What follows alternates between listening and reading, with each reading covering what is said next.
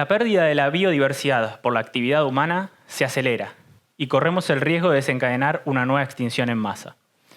En los últimos 120 años se extinguieron aproximadamente 200 especies de vertebrados, lo que implica un 10 a 100 veces más rápido que la tasa de extinción de fondo.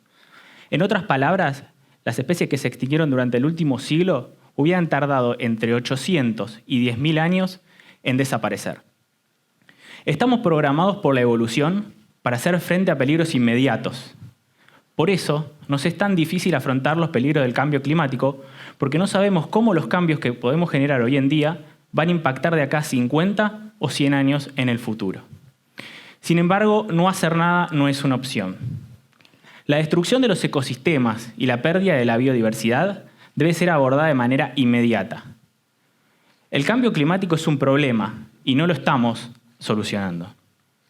El dióxido de carbono no para de aumentar, incluso después de la pandemia del COVID. Las tecnologías de energía renovable aún no están listas para prescindir de los combustibles fósiles. Y las largas listas de objetivos de los organismos internacionales no hacen otra cosa que posponer algo que debe ser abordado de manera inmediata. ¿Qué les parece? No parece muy alentador, ¿verdad? Sin embargo, les quiero contar que hay una solución. Y este problema se aborda con innovación. A lo largo de la historia, los humanos solucionamos un montón de obstáculos con innovaciones disruptivas para la época en la que nos encontrábamos. Desarrollamos herramientas cuando necesitamos manipular objetos duros, cuando necesitamos cazar, incluso a pesar de no ser rápidos o tener grandes colmillos. Cuando necesitamos viajar a largas distancias, domesticamos animales. Y cuando necesitamos ir más allá, inventamos la rueda, el motor, el auto y los aviones. Nos moríamos de infecciones y descubrimos la penicilina. Y tal vez la solución al impacto negativo de la ganadería no sea dejar de comer carne, sino que en el futuro no necesitaremos matar animales. La carne se generará en cultivos celulares en los laboratorios. Esta biodiversidad está en peligro y tenemos que abordarlo de manera inmediata. Una y otra vez, la solución fue la misma: ciencia, innovación y tecnología. Y una de las maneras más innovadoras de abordar la pérdida de la biodiversidad es a través de la conservación disruptiva, que implica 3 enfoques principales. El primero es el rewilding de especies, que apunta a conservar y restaurar áreas silvestres, por ejemplo, mediante la incorporación de una especie que es importante para el mantenimiento de ese ecosistema. Por ejemplo, la restauración o la reincorporación de un depredador para restablecer la cadena trófica.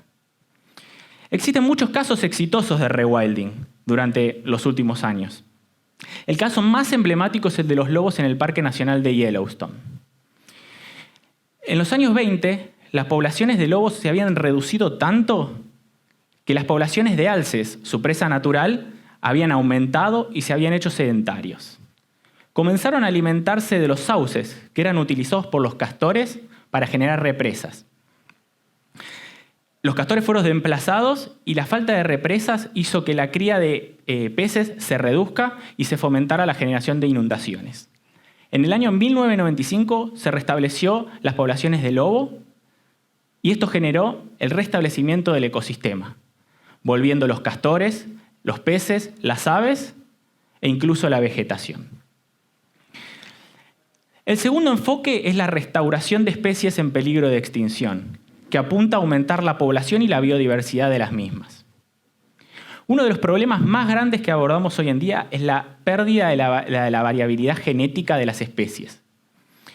En otras palabras, es como si todos los individuos de las especies en peligro de extinción, como las poblaciones están tan reducidas, sean descendientes de uno o pocos fundadores. Es decir, como si todos fueran primos o hermanos. Entonces, ante la aparición de una enfermedad, como por ejemplo un virus, corremos el riesgo de perder a toda la población.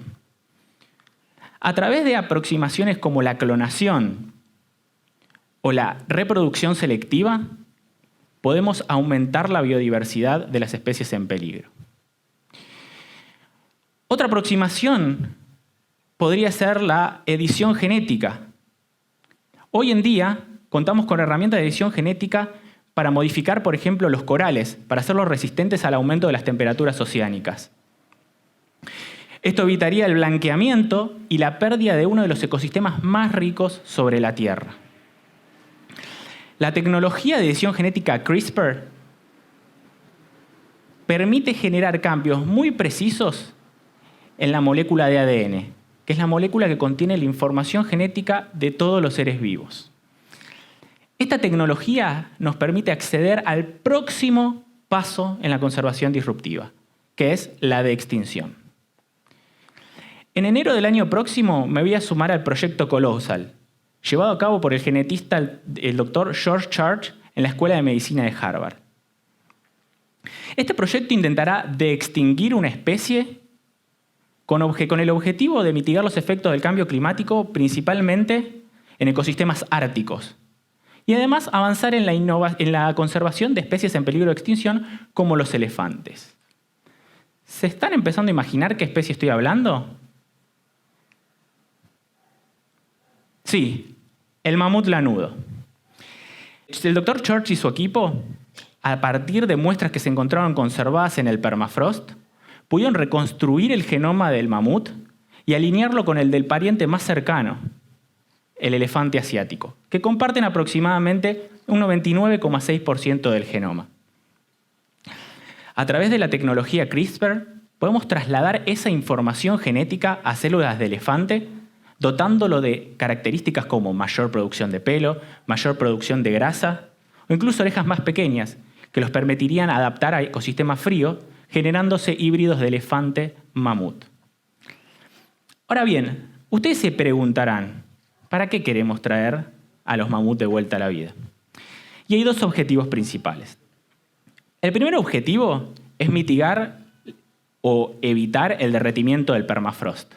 El permafrost es una capa de tierra, de suelo, que se encuentra permanentemente congelada y es reservorio de millones de toneladas de gases de efecto invernadero. El aumento de las temperaturas promueve el derretimiento, lo que hace que la materia orgánica que se encuentra atrapada ahí durante miles de millones de años se descomponga, generando dióxido de carbono y algo que es aún peor, el metano. Ahora bien, ¿cómo abordamos esto? ¿Qué podemos hacer para revertir el efecto y la pérdida de esta capa de tierra que se encuentra congelada permanentemente? Mediante el restablecimiento de especies como los bisontes, los yaks, los caballos, las cabras, se demostró que el pastoreo y la remoción de las capas de nieve generan que el frío ártico pueda penetrar y evitar el descongelamiento de esta capa. El mamut completaría este ecosistema y además contribuiría a derribar árboles. Ustedes se preguntarán, ¿pero por qué queremos derribar árboles? Si los árboles son esponjas de dióxido de carbono.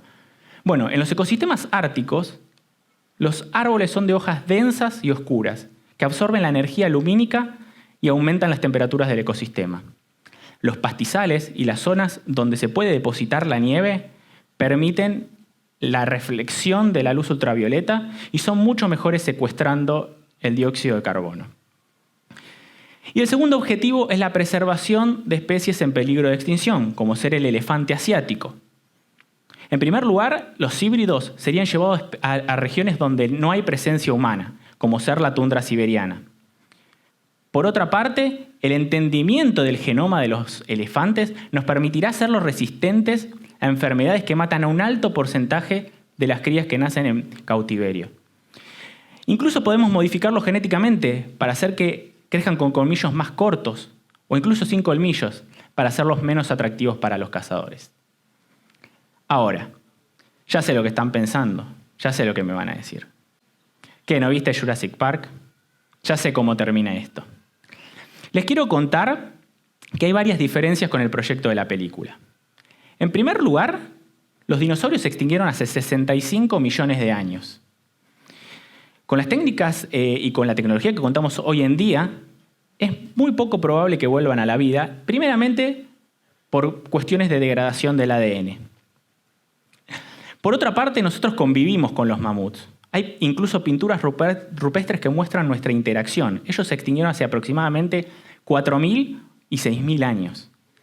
Y por otra parte, el objetivo final de este proyecto es la conservación y la restauración de ecosistemas. Darwin describió la naturaleza como torpe, baja, derrochadora y horriblemente cruel. La naturaleza conspira continuamente en nuestra contra. Nosotros somos parte de la naturaleza.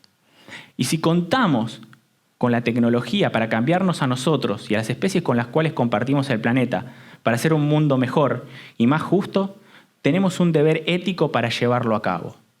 Utilizamos la ciencia, la tecnología y la innovación para sobrevivir y adaptarnos. Si queremos tener resultados diferentes, vamos a tener que hacer cosas diferentes. Pensar fuera de la caja y de manera disruptiva nos invita a romper muchas veces los límites físicos, tecnológicos, incluso legales y morales de la época en la que vivimos. Si queremos salvar la biodiversidad, va a haber que cambiarla. Pero esto hay que hacerlo de una forma responsable y en armonía con el mundo que nos rodea. El cambio climático se lo aborda con innovación. Podemos reparar el daño con una conservación disruptiva.